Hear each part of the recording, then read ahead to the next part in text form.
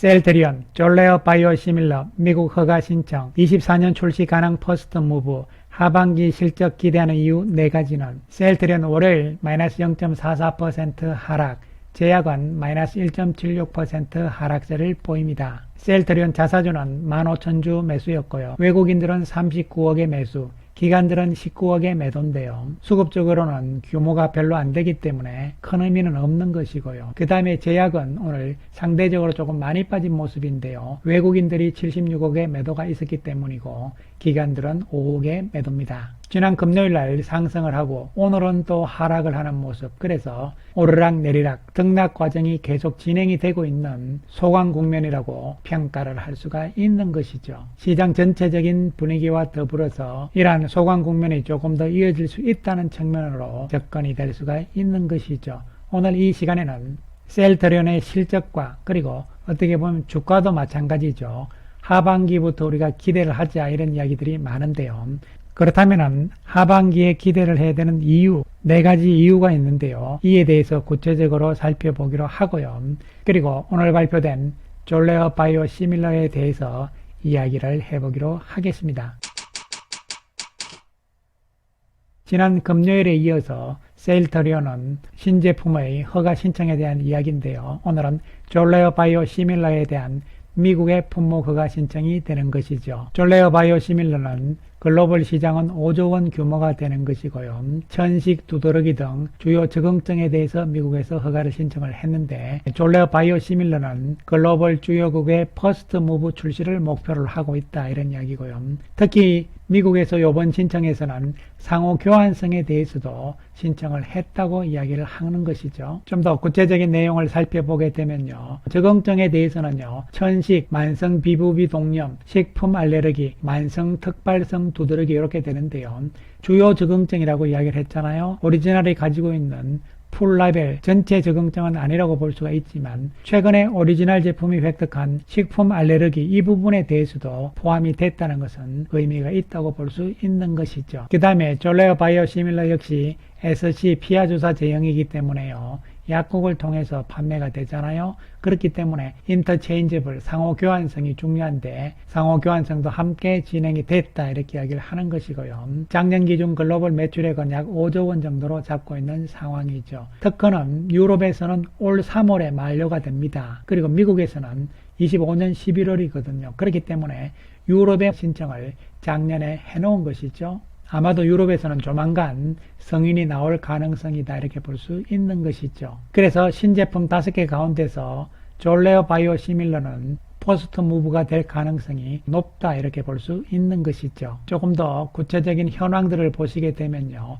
현재 경쟁 업체들을 보시면은요. 아직 모두 임상 3상 단계에 놓여 있는 것이죠. 작년 4월에 유럽에 승인을 신청한 셀트리온 바로 퍼스트 무브 될 가능성이 높은 것이고요. 이번에 미국에 가장 먼저 신청을 한 것이죠. 따라서 유럽과 미국 다 퍼스트 무브가 졸레어 바이오시밀러는 될 가능성이 있다 이렇게 이야기를 할 수 있는 것이죠. 졸레어 바이오시밀러를 한 번 더 정리를 하게 되면요. 천식 두드러기 치료제고요. 오리지널사는 노바티스입니다. 제형은 피하주사 제형입니다. 유럽에서 올해 출시 가능성이기 때문에 퍼스트 무브 가능성이 있다고 볼 수가 있는 것이죠. 그리고 미국에서 역시 퍼스트 무브 가능성이라고 평가를 할 수 있는 것이고요. 따라서 최근 신제품 5개 제품 가운데서 졸레어 바이오시밀러가 유일하게 퍼스트 무브의 가능성이 있는 것이고요. 다른 제품들은 2등, 3등 정도가 되지만요. 그러나 선두권에 있다 이렇게 볼 수가 있는 것이죠. 특히 시장 규모로 봤을 때는 스텔라라 바이오시밀러 시장 규모가 큰 것이죠. 그래서 회사 측에서는요. 25년이 되게 되면은 기존의 6개 제품과 총 11개 제품이 된다 이렇게 이야기를 하고 있는 것이고요. 따라서 25년에는 신제품들의 매출액도 들어오기 때문에 전체적인 실적 측면에서는 좋다 이렇게 볼 수가 있는데요. 그렇다면 이 5개 제품들이 실제적으로는 언제부터 매출에 잡힐 것인가 이런 부분에 대해서 한국투자증권에서 자료를 보시면요. 먼저 졸레어 바이오시밀러가 유럽에서 3분기부터 규모는 크지 않지만 매출액이 잡힐 가능성이고 그 다음에 스텔라라가 3분기 역시 매출액이 잡힐 가능성이 있다 이렇게 전망을 하고 있고요. 그 다음에 아일리아는 4분기, 프롤리아는 내년 1분기부터 매출이 잡힌다 이렇게 추정을 하고 있습니다. 중요한 것은 25년에 가게 되면요, 스텔라라 그리고 프롤리아 매출액이 본격적으로 성장할 가능성이다 이렇게 볼 수가 있는 것이죠. 그래서 연간으로 보더라도 제품이 늘어나니까요, 매출액도 계속적인 증가 추세로 갈 것이라고 보기 때문에 합병 원년인 올해 24년이 가장 바닥 수준이라는 측면도 염두에 둘 필요성이 있는 것이죠. 또한 좁혀서 분기별로 보더라도 올해 1분기와 2분기가 실적 측면에서는 가장 저조한 시점이다 이렇게 볼 수가 있는 것이죠. 하지만 3, 4분기 즉 하반기부터는 기대를 할 수 있다 이런 측면이 되는데요. 특히 매출액도 매출액이지만 영업이익이 중요한데 영업이익 측면에 봤을 때는 1분기 영업이익은 겨우 적자를 면하는 수준이 되는 것이고요. 2분기에 약간 증가를 하고 그 다음에 3분기, 4분기부터 영업이익이 본격적으로 증가를 하면서 내년에는 정상적인 수준으로 올라가는데요. 그렇다면 왜 3분기부터 좋아지느냐 이런 부분에 대해서 우리가 구체적으로 이야기를 좀 해보겠는데요. 크게 보면 4가지 이유가 있는데요. 첫 번째로 영업이익에 가장 큰 영향을 미치고 있는 매출 원가율이죠. 이 부분은 합병 때문에 어쩔 수 없이 매출 원가율이 높은 것이죠. 이 부분들이 3분기부터는요 50대 50, 즉 기존 재고 50%, 신규로 생산되는 재고 50% 이렇게 해서 각 분기점에 마주치는 시점이 바로 3분기부터다 이렇게 보시면 되는 것이죠. 3분기부터 매출 원가율이 본격적으로 낮아지기 시작을 한다. 그러한 가운데서 회계적으로 또한 어쩔 수 없는 자산 상각 부분도 1분기와 2분기에 각각 540억씩 상각을 합니다. 영업이익에서 뺀다는 얘기가 되는 것이기 때문에요. 3분기부터는 자산 상각 부분이 분기별로 40억 전후기 때문에 큰 영향이 없다는 것이죠. 이와 같은 두 가지의 회계적인 측면, 이런 부분들이 3분기부터 개선이 되고, 또 한편으로는 매출액 측면이죠. 미국에서의 매출액, 진펜트라와 유플라이마의 매출액이 하반기부터 좋아진다. 이것은 2분기인 4월, 5월, 6월, 특히 4월 달에 PBM 쪽에 큰 변화들이 두 제품 모두 다 있을 가능성이죠. 진펜트라는 신약이기 때문에 4월 달에 신규로 등재가 될 가능성이다 이런 이야기가 되는 것이고요.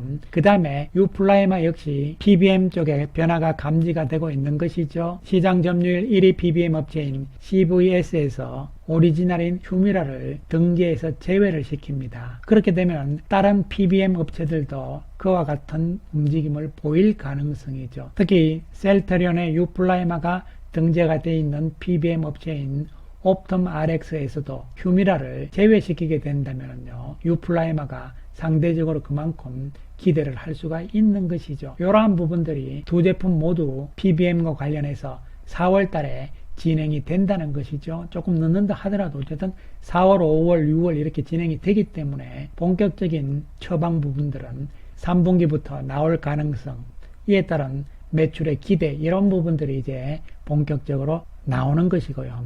그 다음에 네 번째로 중요한 것이 바로 진펜트라와 관련해서 화이자하고의 공동 프로젝트 부분이 되는 것이죠. 이것은 무슨 이야기냐면은 인플렉트라가 정맥주사 제형이고 진펜트라가 피하주사 제형인데요. 둘 다 똑같은 성분인 인플릭시맙 쪽이죠. 유럽에서 램시마와 램시마에서 C가 동반해서 같이 성장을 했듯이 미국에서도 같은 개념에서 인플렉트라와 진펜트라가 함께 성장할 수 있도록 인플렉트라의 간접 판매사인 화이자죠. 함께해서 공동적으로 마케팅 쪽에 프로젝트를 할 것이다 이런 이야기거든요. 그래서 이런 부분도 의미를 우리가 가질 수가 있는데, 이러한 마케팅 전략, 마케팅 활동들도 하반기부터는 본격화될 가능성이고, 현재 화이자 측하고 계속 협의를 하고 있는 단계라고 보시면 되는 것이죠. 이러한 네 가지의 이유에 따라서 특히 진펜트라가 가장 중요한 부분이 되는데요. 유진투자증권에선 이야기를 하기를요, 진펜트라의 매출액이 1조 원을 넘는 것은 26년부터는 가능할 것이다 이런 이야기인데, 물론 증권회사들은 보수적으로 잡습니다.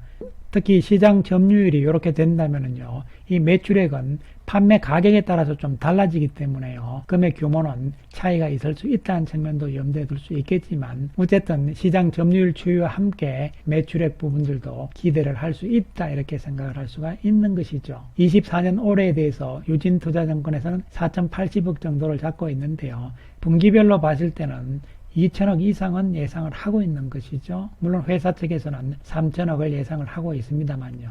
그래서 진펜트라에 대한 기대감, 특히 하반기 이후의 기대감, 이런 부분들은 주가에는 긍정적인 요인으로 남아있는 것이죠. 문제는 이제 그 타이밍, 시기가 언제냐, 이런 부분인데요. 어쨌든 주가는 선행한다는 측면, 미리 움직인다는 측면을 염두에 두실 필요성이 있는 것이죠. 한편 셀트리온 오늘 외국인들은 39억의 매수로서 지난 금요일날 168억에서 줄인 상황이죠. 그렇긴 하지만 최근의 외국인 움직임들이 단기적인 성향이 강한 것이고 장기적인 성격의 외국인들은 관망 상태에 있는 것이죠. 왜냐하면 합병 이후 외국인들의 보유 비율을 보시면요, 최근 들어서 큰 변화가 없는 상황이기 때문에 관망세가 짙다 이렇게 생각을 할 수가 있는 것이죠. 한편 제약은 오늘 상대적으로 좀 많이 빠진 모습이긴 합니다. 외국인들이 매도가 나온 상황이라고 보는데요. 그렇지만 셀트리온과 같은 궤적으로 보시면 되는 것이고요. 제약과의 합병과 관련해서는 시기적으로는요, 우리가 당초에는 상반기 중에 하겠다 이렇게 이야기를 했지만요, 소규모 합병으로 가기 위해서는 현재 합병 비율 이런 부분들이 적정하지 않기 때문에요, 아마도 시기적으로는 조금 늦출 가능성이라고 볼 수가 있는 것이고, 어떻게 보면 제약은 지금 자회사로서 연결되어 있기 때문에 굳이 부작용을 감안을 했을 때는요, 서둘러서 합병할 이유도 없다고도 볼 수가 있는 것이죠. 합병 원년인 올해 셀트리온은요, 진펜트라와 유플라이마가 중요한데 둘 다 미국에서 중요한데요. 상반기 중에는 PBM과의 관련된 이벤트들이 있기 때문에 이와 같은 부분들이 정리가 되고 나게 되면요, 실적 측면에서의 기대감은 하반기부터는 있을 것이라고 보는 것이고요. 또한 주가의 움직임 측면을 봤을 때는요, 지난 1월 달의 가격 조정, 그리고 2월 달의 기간 조정, 또한 3월 들어서도 기간 조정이 이어지고 있는 소강 국면이죠. 이런 측면이기 때문에요, 답답한 이러한 상황이라고 볼 수가 있겠는데요. 하지만 주가는 선행한다는 측면이죠. 그리고 현재 상황에서의 자사주 매입 시점, 이러한 부분들이 어떻게 보면은 시기적으로는 중요한 변곡점을 향해서 가고 있는 중이다, 이런 측면으로도 해석을 할 수가 있는 것이죠. 이에 따라서 지금은 조금 더 기다려야 된다, 이런 말씀을 다시 한번 드리겠습니다. 감사합니다.